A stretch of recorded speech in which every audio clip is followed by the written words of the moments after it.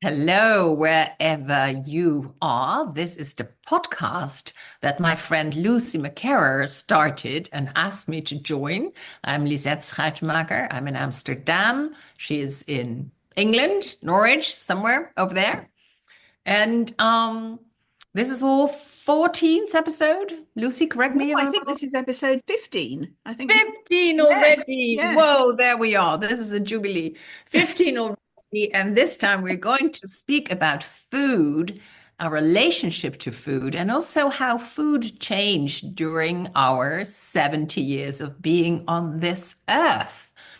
So, Lucy, tell me, what are your first memories of food? Oh, my first memories of food are that I didn't really like it much. I mean, apparently, things have changed. Apparently, I wasn't a very good sucker as a baby. So I was a very skinny, scrawny, little baby. And again, things have changed. But I didn't really like food I mean, not meals. And I think that was probably because food, in 1954 and even the next couple of years, food in the UK had only recently stopped being rationed. And Mhm. I think meat was, After the Second World War, yeah, after the that was Second World War. rationing Sorry, I because should point that out that we're that old. Yes. there's real scarcity. So, Yes. so you had to have coupons to get the food. So everybody, it was basically, yeah. Yeah, I mean, I don't remember any of that. I think it Yeah, stopped me in neither. 1953, so only really the year before we were born.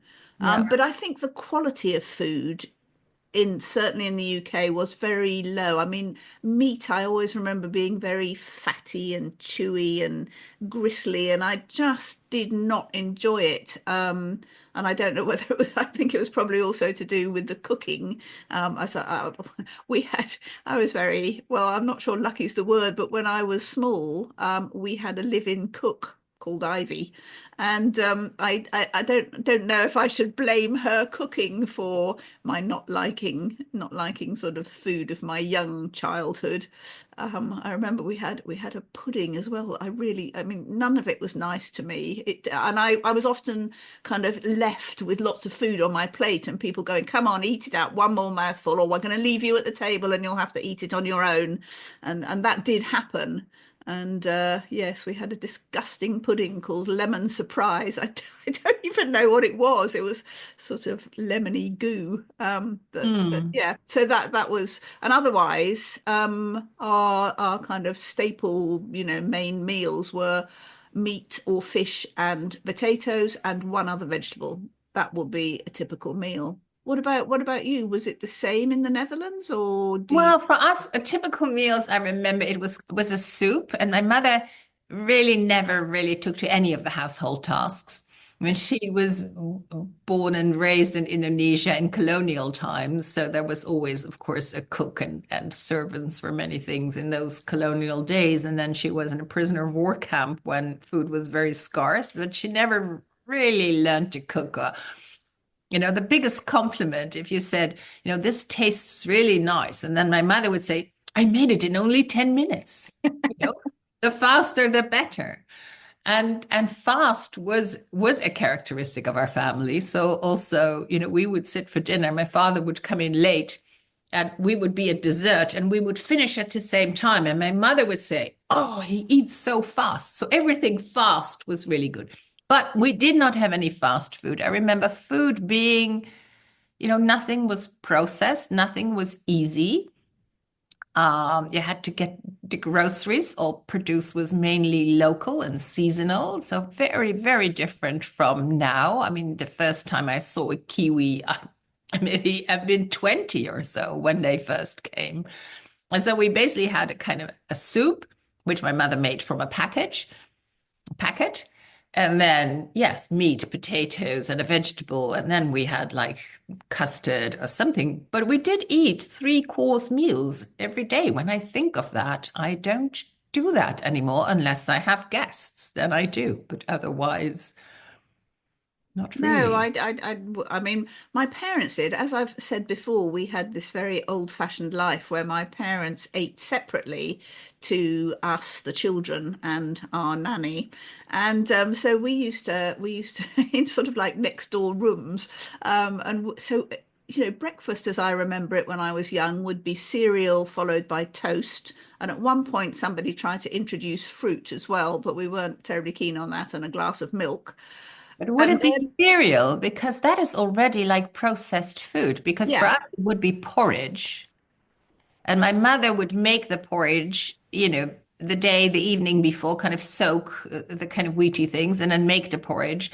And then because she was not terribly interested in cooking, very often it had this kind of a burnt sense and well, oh well, off, you need to go off to school. But we ate, yeah, I remember us eating porridge in the morning.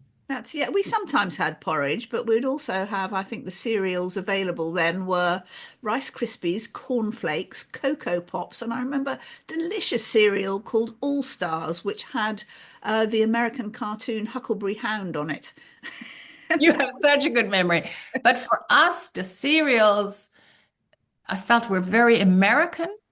And Yeah, although, of course, the Americans and you lot, you the British, had saved us in the war, had really come to our rescue, that was venerated, but it was also, so that was such a luxury.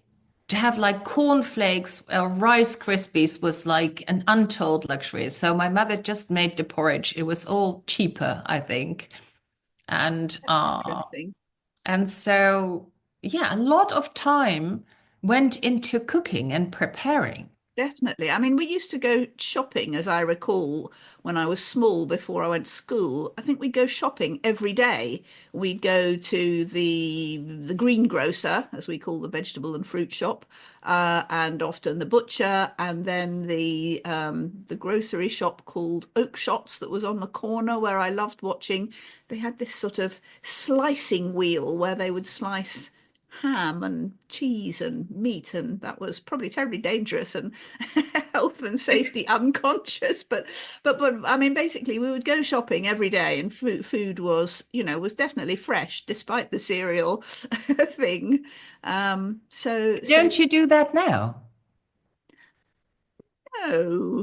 I think that's the difference between people who live in a city. I mean, we have some, but the whole thing of going shopping once a week and then having it all, yeah, no.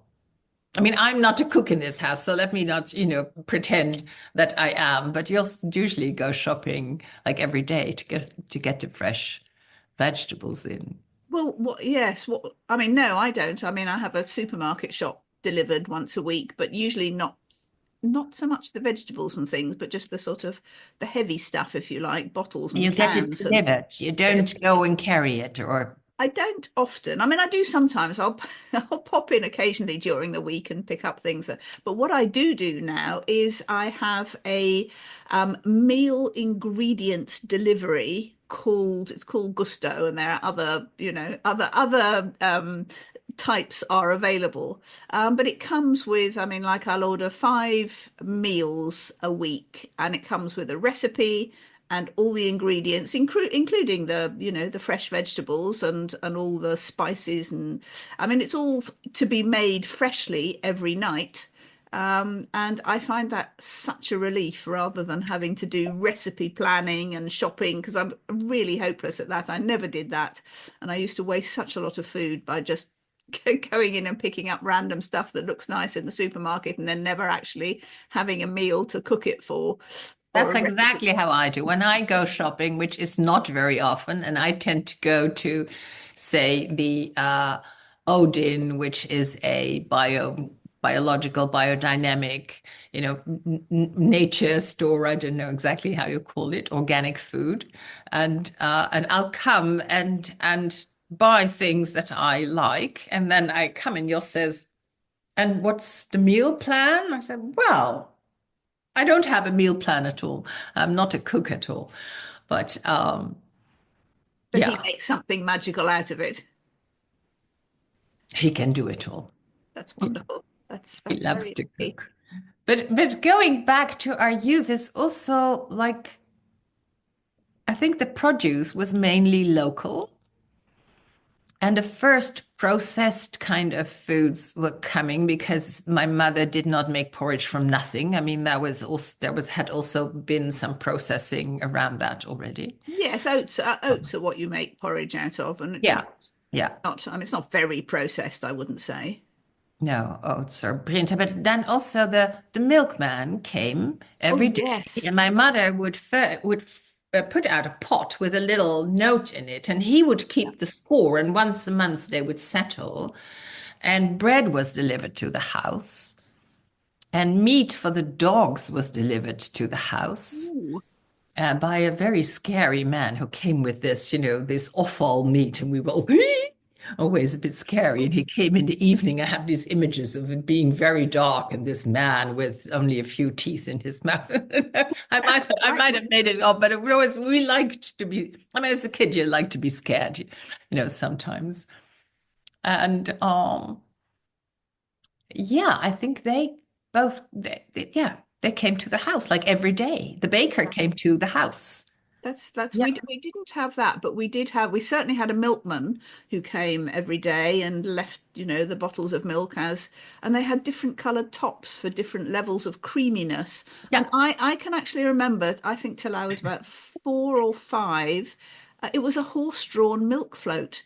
He had a horse pulling the cart with the milk on it, and they were he We are that old, we Lucy. are that old. Well, yes, exactly. And there were two horses, one called Strawberry and one called Bluey. And one day he turned up with I suppose, electric milk float. And I was told that Strawberry and Bluey had gone to the glue factory. I Oh, the did glue not factory. know what that meant at the time, but yeah, I don't know if they were had an electric or whether it was this little benzene, this I gasoline don't know what engine. it I was don't know actually. Yes, either. I'm making up the But electric. my brother would drive along with the milkman and kind of help him, and it was all very sweet and safe. And we played in the streets, and there was not much traffic. But I remember my mother. Yeah, I mean the meal. It was a big thing. It was a production. Yeah, well, my we see that with the child adult split in our household, we would come home from school or even before we went to school, and our kind of last meal of the day would be tea, and that would be, I don't know, 4:30, something like that, and we would have a round of sandwiches, but nothing very kind of substantial in it. I mean, I remember actually having sugar sandwiches when I was small, very small. I mean, like white Mhm. bread with butter and white sugar, and sometimes hundreds and thousands. I don't know if you know what those are. They're little tiny round coloured balls that are used for decorating cakes, usually. But I remember sometimes having them in a sandwich for a treat. But otherwise, we just have jam or Marmite or sometimes I remember cheese and Branston pickle, but not incredibly healthy kind of food. And then we'd have sandwiches, we'd have a slice of cake, and then we would have maybe biscuits like penguin biscuits or and that would be tea, and that would be our last meal of the day. We wouldn't eat again after that till we went to bed a couple of hours later. So when we came to stay with you in Albury, my mother was pregnant with my youngest brother. He was born in, oh my goodness, 63. So this must have been the summer of 62. Hmm. And we were 8 Yeah, or 7, going on 8 even. And so nothing could have prepared us for the meals that we ate. Like, yeah, all the cereals, which we didn't really have, we were still eating porridge. And then in the afternoon, the big meal with the huge peas that were always slightly overcooked. And then the tea with cakes, as I remember, and everything sweet yeah, and white bread and everything sweet. And then we'd go to bed with a glass of milk and a banana. maybe. Yeah, I didn't eat bananas, so I wouldn't have had a banana. But We thought we'd come into heaven oh, with really? You all liked these. that, did you? That We was. never, we had cakes only at birthday. You had cakes like every day. And then my brother had his birthday in August, and there was even more cake. And I remember us then going like, Enough, enough. And our parents, must have gone like, okay, this is a good thing that, this whole sugar overload is Yeah, now. funny. Yes, yes. Well, we But used to in Aldeburgh, things were slightly different because we'd spend the summer in our house in Aldeburgh, and you came to stay there. So yes, we would have the big lunch at meat, fish, and two veg kind of thing. And then yes, t we would usually go out in the afternoon for an outing. We would either go to a beach or go and see because of my father being the way he was. We would go and see a church or go somewhere, yeah, sort yeah, of yeah, yeah. there was quite a lot of that. And then we'd have a picnic because there was a fantastic, and there still is a fantastic bakery in Aldeburgh that made fresh bread every day and fresh cakes and fresh biscuits. So that would be the picnic tea. Yeah. And even if we weren't out on a picnic, that was what we would have for tea. But I remember coming to stay with you when I don't know how old I was the first time. Were we 12 the I first time? think something like Or that, something. 12 or Yes. so. And Yeah. I remember being amazed that you had cheese for breakfast. I mean, I liked it, but it seemed like that's not what you have at breakfast. Breakfast is for sweet things, for toast and marmalade, or possibly eggs and bacon we would sometimes have. But Oh, yeah. that was something my parents had as their third course at dinner. So my parents would have they would have tinned soup, and then they would have the meat and two veg main course, and then they would have, because they didn't really do puddings, so they would have cheese and biscuits, and that would be their Cheese dinner. and biscuits. Yeah, Yeah, of course, that is different if you do after dinner cheese and biscuits. But for us, Holland was very much a dairy land. of course, We were yes. raised on milk and cheese, and it was all promoted that you needed your 5 glasses of milk every day, and cheese Five. was everywhere. Yeah. Yeah, yeah, no, of course. No, we had an advertising campaign when I was young called Drink a Pint of Milk a Day. Yeah. And a pint of milk was what we were all supposed to drink. Yes, but yes. Did you have nice school food?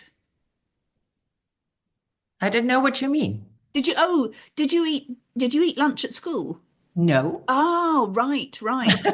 No, no, well, of course you didn't. That doesn't make any sense to you at No, all. but see, my mother's day, so we would go to primary school like from 9 to 12, then walk home. Then she provided lunch for us, which was Ah, sandwiches basically, or yeah, bread with a spread. And also in those days, there was this thing called uh, a sandwich with contentment, which basically meant you had a little bit of butter or margarine on it and otherwise nothing because things were still rather, scarce. yeah. But not in our household. We didn't have them. But when I went, with a friend, then there was like the first was a slice with contentment. Oh, And but so she had to provide lunch for us, and then we went back to school, not on Wednesdays, but the other afternoons. We went back to school and came back at 4 for a cup of tea. But then, yes, dinner, and after dinner, maybe, a bit of reading or a bit of, yeah, homework, television later, and then off to bed early. oh, interesting. So, see, we always had cooked meals, cooked lunch at school. We did not come home for lunch from school. And the first time I really found food comparatively enjoyable was actually school meals, which are supposed to be, generally supposed to be revolting, but they were nicer than what we were having. Well, I found them preferable to the But your meals we had cook at was home. cooking. Wow. Yes. I know. Interesting. Later we had an au pair girl who did the cooking, which actually didn't improve things at all. But I mean, Mum sometimes cooked. I'm not saying she never cooked, but we did. But no, school meals were really quite nice, and you sort of had to eat something. And that was my primary school, and then I went to boarding school, and actually the food we had at boarding school, because we were there, obviously, 24 hours a day, so every meal was a school meal, and the food was really really disgusting, and um I did not eat very much real food. And we used to go off to what we called the tuck shop, which was a sweet shop down the end of the drive. We're in the middle of absolutely the middle of nowhere. And so I ate very, very badly at between the ages of 12 and 15 when I was at And school, that's I'd when you say. grow. That's when you Yes, need the food to kind of build, your whole adult. that's probably why I'm quite small. Perhaps, well, because I You didn't. think so? It could be because my brothers are both extremely tall. They went to better schools than me, or perhaps had better food. But Yeah. yeah, what was I going to say? I can't remember. Never mind. Yeah, oh yes, I know. I was very light. I mean, I think my mother bribed me when I was about 15 to get to 6 stone, which I know you don't know what that is in kilos, and I No can't work it idea. out, but it's probably 30 So you something kilos. still count in stone? Yes, we do Still that in do. the UK. I We're thought supposed you were to. being metricated Well, years they ago. tried to metricate us, but it didn't really work. So I think most people. Yeah. Oh no, actually, it's possible that some of maybe younger people think in kilos, but I still anyway think in Yeah. no, I think we Yeah, yeah, still do yeah. stones and Being pounds. ancient, we do But that. yeah. Yeah. Yeah, so I was very, very thin. I remember boyfriends or potential boyfriend who was like this new family who came to our village where we lived, this suburb where we lived, and they had 5 children, and they came in like a storm. And the oldest boy was him saying to me, I could potentially, fall in love with you and be your boyfriend, but you're too thin. I would just crush you. You're too thin. I wouldn't My dare goodness. kiss you or anything. I was Wow. very, very thin, and I ate a lot. So I just burnt it all. Yeah. Yeah. And then when I was 17, which was my final year of high school, I said to my mother, at some point, I said to my mother, I'm going to be a vegetarian when I leave the house. And she was like, hmm? And I said, yeah, because, animals eat each other, but they can't think about it. It's their instinct. But I can think about it. And I don't really want to do that anymore. And my mother has really blamed herself for years for saying, okay, if that is what you want to do, then I'll cook separately for you. And she thought, this fad will be over in a week or two. And it wasn't. It has been, I was not a vegetarian between, I think, ages of 35 to 50. But now I am again, That's and I really really, interesting. really love not being in the BO industry, although I still am because I still eat butter and I do eat cheese and eggs, but much, much, much less. Yes. So, yeah, Well, you were a very early adopter then, because so if you were what, 16 or I 17? was 17. I was 17, 17. Yeah. that was a long time ago. I mean, that was really quite rare, I think, Yes, when we vegetarianism at went that in my point. student days, when we went out to dinner, every restaurant served me an omelette Oh, because they had yeah. nothing vegetarian on the No. menu. And so I'd love to go to the Chinese restaurant where I could at least eat gado gado.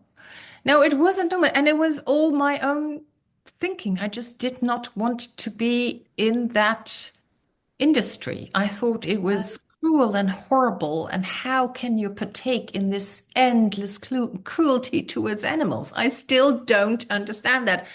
And at the same time, I do eat eggs, and it's immense cruelty to chickens, and I do eat cheese. It's immense cruelty to cows that we all partake in. Yeah. Well, it took me another 50 years or so after you to become vegetarian, because I am vegetarian now, and I guess I have been for the last 8 or 10 years, I think. But I I did mean, not know this about you. This is a discovery. yes, yes. Well, I mean, the reason it's funny because I married Richard 30 years ago, and he is a vegan, not through principle, but because he simply cannot tolerate any kind of animal products, basically. He just finds them absolutely repulsive. He can't, bear them in his mouth, and or dairy products at all. I mean, he's very allergic to cheese. I mean, we've been in restaurants where, we've asked for his food to not have any cheese in it, and they accidentally have not bothered with that and put cheese Yeah, in. yeah, And he's yeah. just had to, run to the loo and throw up. I mean, he is that allergic. It's instant. So I have been kind of cooking meals, and then our daughter, our oldest daughter, went vegetarian when she was about 10. And Wow, so that's I've been really cooking early. meals that kind of are kind of flexible enough to be eaten by me and our youngest daughter as meat eaters for a time, and then Richard with no meat and Vika with some meat. I mean, not meat, but she would eat cheese and dairy products. So it's been a kind of and I'm definitely not the world's greatest cook, but then it was just something that our youngest daughter said to me about 10 years ago, and she said, did you know that when they kill chickens for meat, they just put them in these funnels, so the head's down the bottom, and they slice their heads off. And that was just like, I mean, it's not that I didn't know that it's cruel and that animals have to be killed to be eaten, but that particular image just made me go, I can't do this anymore. I will Wow. I will Wow. not eat meat or chicken or poultry. And I still eat fish, which I feel bad about because I know fish are sentient beings, and And also the way fish are being farmed with all yeah, the absolutely. antibiotics going thrown in our waters, and it's really horrible. Yeah, yeah. I occasionally eat fish because I have this, I get a really powerful desire for kind of protein, I suppose. And I eat eggs, but I have chickens. I have six hens. Ooh, you eat So chicken. they don't lay all year round. They give up in the winter, but during the summer, I feel not too bad about it. Might be what hens used to do. Now they're just little production Yeah, machines. no, no, absolutely. I mean, it's apparently it's the length of light, the amount of light during the day. So when there's little light, they don't make eggs. So that's, yes, exactly. So, the intensive farming, obviously the lights are on all the time. Yeah. So they just go on laying. But I think they have a nice enough life, and they don't they don't have any interest in their own eggs. They just leave them. So I mean, occasionally they'll sit on them. We do have a cockerel as well, so occasionally I get new chickens, which is quite fun. But so I don't feel too bad about eating my own hens' eggs because I Yeah. don't think they're Yeah. too bothered about it. And also there are other people around us who sell eggs, outside their Yeah. front gates and things. So I'll sometimes, You live in the you know, country. yes, exactly, exactly. So I do eat eggs, but also I can't give up cheese. That would be Yeah, too cheese difficult. is very difficult. It's a wonderful, really beautiful product. Yeah. Yeah. Yeah, Yeah. so a relationship to food, do you feel you have a healthy relationship to food or No, whatever? I've had a really unhealthy relationship to food actually in the last. I wonder if it started in lockdown. And I mean, I put on weight after I had an early menopause, and I just started. I don't think I ate differently, but I just started putting on more weight. I mean, up till I was 45, and despite two pregnancies and births, I was very, very slim, and I always stayed the same weight, and I could eat what I wanted. And then as soon as I kind of went into menopause or perimenopause, I just started putting on weight. And it was really, I mean, um, it really messed with my self-image because I thought, I am this slim person. And then sort of seeing myself in mirrors become less slim. And then I kind of stuck at a kind of weight and I thought, well, that's not too bad. And then the last few years, I've just put on a lot of weight. And I started not feeling great at all. And my blood pressure went up and my cholesterol went up. And then And these was it because of something you changed, or is it more from the inside? Is it something in your I metabolism think that it changed? was, I think really looking back now, I would not have admitted this before, but I think it became kind of addictive. And I was really, I suppose, constantly thinking, what's in the fridge? Where can I go? What, what can I, when can I have a snack? What can I eat next? What shall we have? It was sort of constant. And I've now understood that this is called food noise. And I know this because I am now, for the last 6 months, I have been on one of these weight loss drugs. The one I'm on is called Mounjaro. I have a little injection every week, and it has absolutely revolutionized my life. I have lost nearly 3 stone, which is a lot of kilos. I'm not quite, probably about 20 kilos.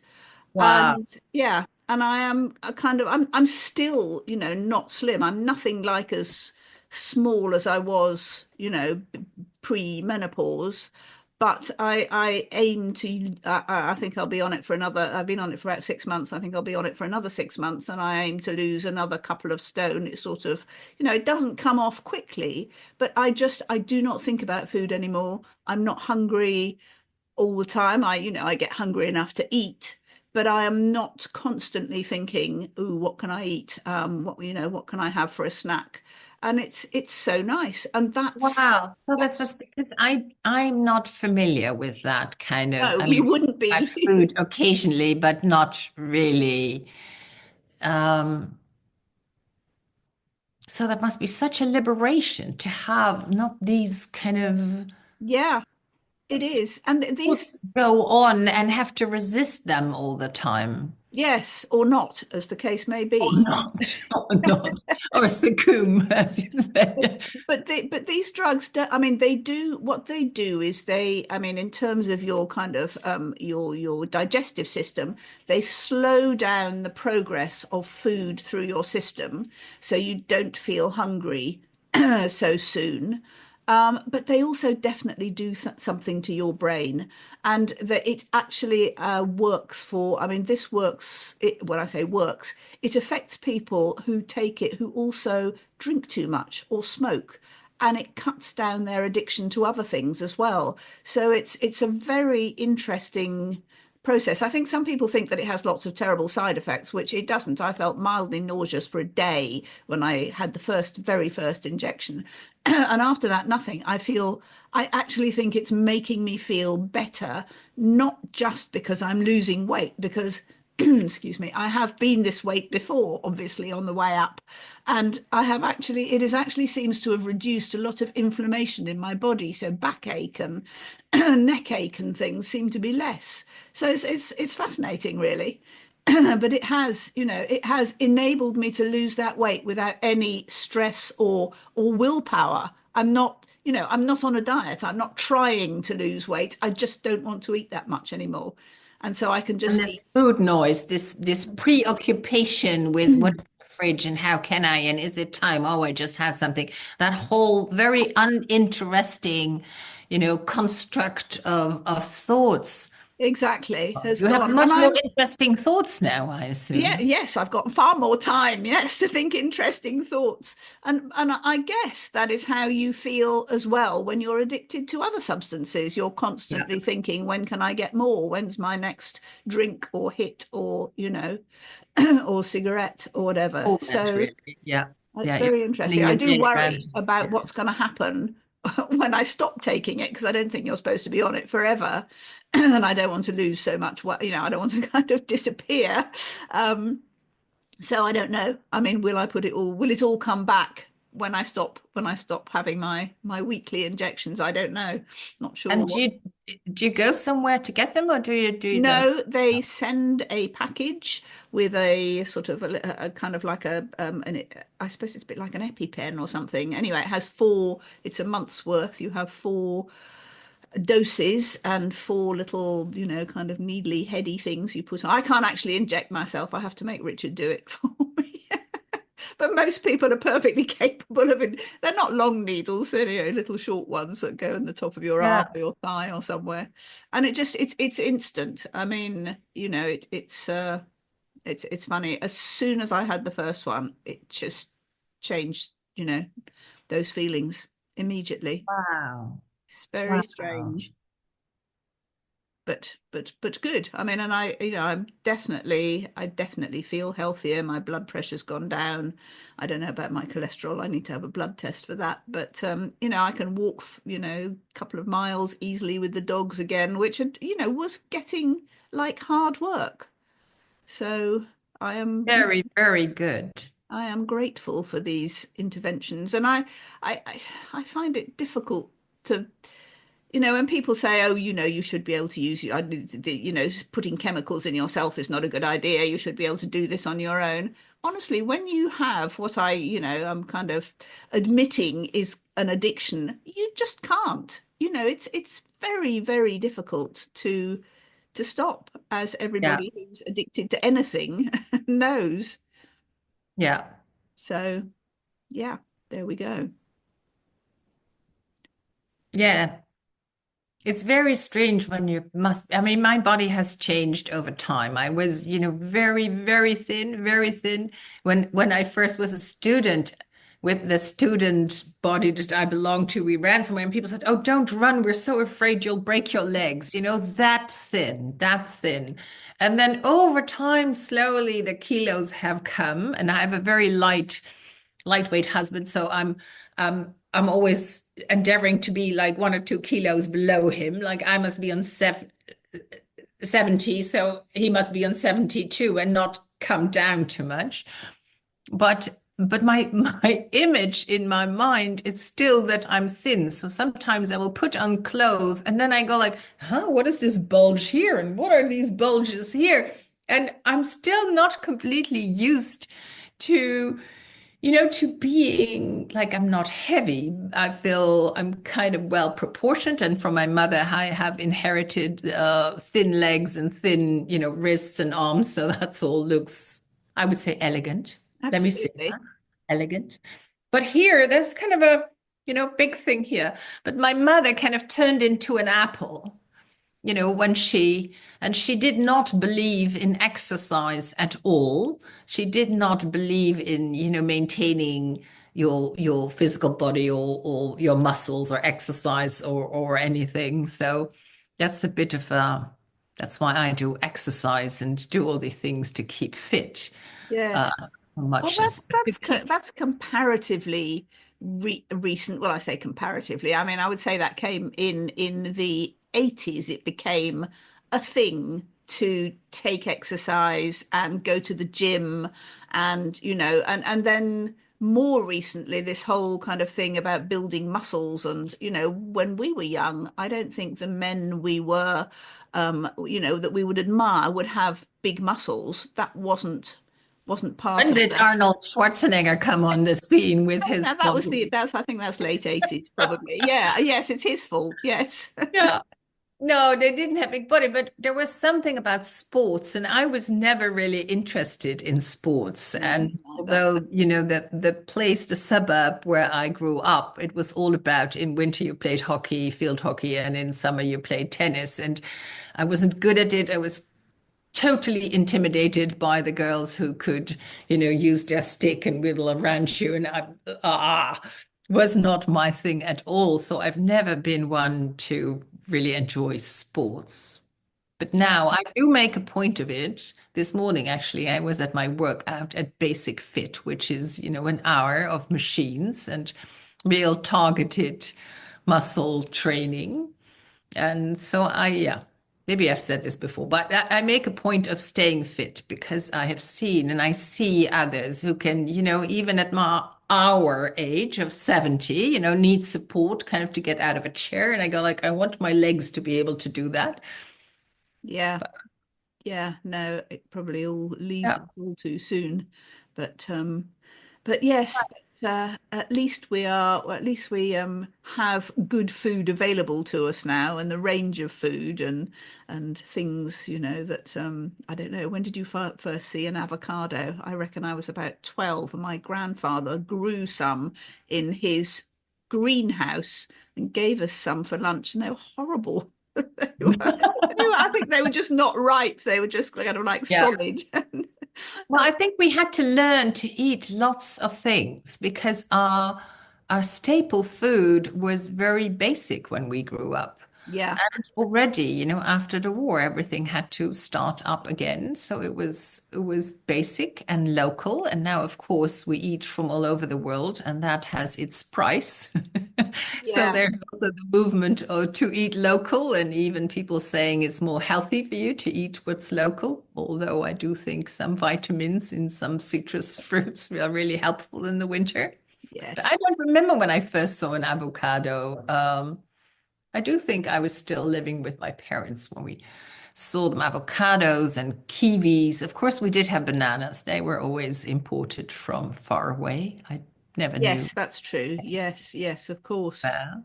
Yes, I think when I went to Australia, that's when I experienced a much, much wider cuisine because that was like in 1974, so still a long time ago. And I mean, there's just such in Sydney, in Melbourne, there's just such a wide variety of people from different countries who have come in and who run restaurants. So Greek food, Spanish food, Thai food. I mean, so much more than was around in England when we left. I mean, it was still pretty exotic when I left to go and have an Indian meal in London, but in Sydney it was like there was everything you could eat, Chinese, just far more than, and it was all quite normal. It wasn't. I think people ate out a lot more than we did, but yeah, so it's all a an interesting development.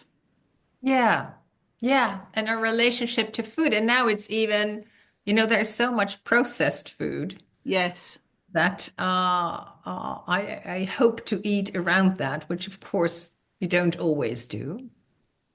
But I find it very strange that our whole food industry basically adds too much salt, too much sugar, too much fat. And when I was first in the US, I was in my student days, and I made pictures of people who were obese in a way that I had never ever seen, never ever seen. Yeah.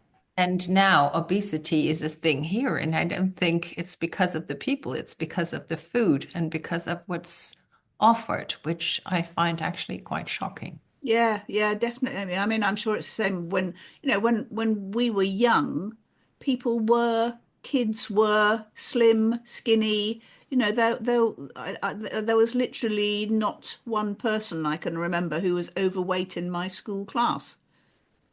Maybe one Yeah, we person, had one girl who was a bit chubby, but I mean, that was, yeah, but that would probably be what, normal now, yeah, wouldn't say a bit yeah. chubby. I mean, it's Yeah, so, but we would all be very, yeah, quite skinny. yeah, we just didn't eat that much, and it Yeah, wasn't, that was normal. That that was, was normal. Also, we would bike to school and not be, taken everywhere by car. yeah, Um, very yes, different, very different. yes, indeed. Well, that's been a run through of our life in food. Yeah. So it's interesting that we are both vegetarians, but for very different reasons. Yeah, well, sort of the same reason. I mean, not wanting to eat other beings. Yeah. So, yeah. Yeah. But yes, but you've always been, I think, an early adopter and an original thinker at a young age, I would say. So yeah, it doesn't surprise me that you made that decision so young. But yeah, no, it seems very normal now and not difficult to do anymore either. Well, not here.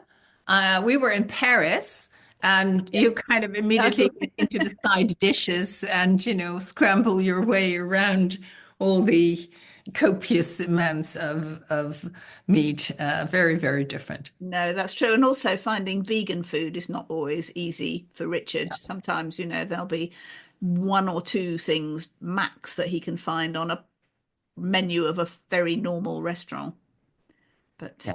but Still a ways to go. still a way to go, but things I are, think in the 50 years that I have been vegetarian, with this pause in between, just to be honest here, is vegan is now what vegetarian was then. Vegetarian was then very exotic and a bit strange. yes, Yes. And now vegan people go like, wow, that's a bit extreme. But vegetarian is very accepted. Yeah. Yeah, absolutely. And what I suppose I am, they call it pescatarian, which means you eat You obviously eat fish. fish. But it's Yeah. always that always seems like a really odd name because it sounds like I only eat fish Yeah. if you're pescatarian, which is clearly not the case. But No, you haven't turned into a fish yet. no, that's for yeah, who knows if I Who do. knows? Yeah. Well, Well, another interesting conversation, Lisette. yes. We didn't know about each other. No. No. And also looking back at our youth when nothing when everything had to be made from scratch Yeah. and there was nothing, not a package you could buy or our mothers, for our mothers, well, you had a cook, we had a girl for day and night, as they said, but I'm not sure whether she cooked or whether she, but everything like washing, doing the dishes, it was all still manual. And Yes. Yes. There were tins, soup in tins and yeah, baked beans, I suppose, but yeah, not much else. that all came during our lifetime, Yes, our yes. long, long lifetime. Another conversation which made me think, gosh, we have lived a long time, haven't we? We have. It's a blessing. Yes. No, it's great. Okay, well, we will talk again next week and reflect on some other aspect of our long lives. Yes. And how it is to live now. Yeah, That too. indeed. Okay. Goodbye. Bye.